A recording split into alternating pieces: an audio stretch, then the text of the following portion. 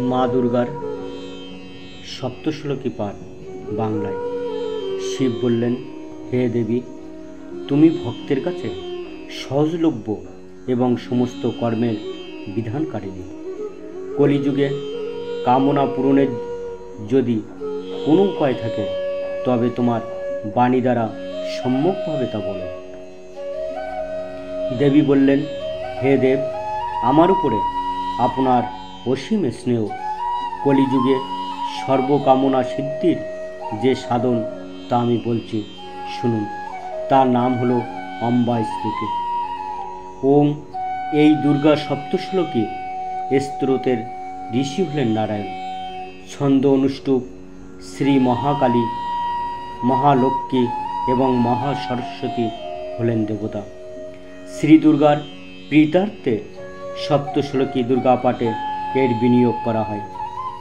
এই ভগবতী মহামায়া দেবী জ্ঞানীদের চিত্তকেও বলপূর্বক আকর্ষণ করে মোহময় করে দেন। হে মা দুর্গা, আপনি স্মরণমাত্রেই সব প্রাণীর ভয় হরণ করে নেন এবং ষষ্ঠ পুরুষের দ্বারা চিন্তা করলে তাকে পরম কল্যাণময়ী বুদ্ধি প্রদান করেন। দুঃখ, দারিদ্র ও ভয় হারিণী দেবী, আপনি ছাড়া দ্বিতীয়া কে আছেন যার চিত্ত সকলের উপকার করার জন্য সততই দয়াদ্র? নারায়ণী, আপনি সর্বপ্রকার মঙ্গল প্রদানকারী মঙ্গলময়ী কল্যাণদায়িনী শিবা। আপনি সর্ব পুরুষার্থ সিদ্ধিদায়িনী শরণাগত বৎসলা ত্রিনয়নী গৌরী, আপনাকে প্রণাম। শরণাগত দীন এবং পীড়িতকে রক্ষায় সতত নিরত তথা সকলের পীড়া নিবারণকারিণী নারায়ণী দেবী, আপনাকে প্রণাম।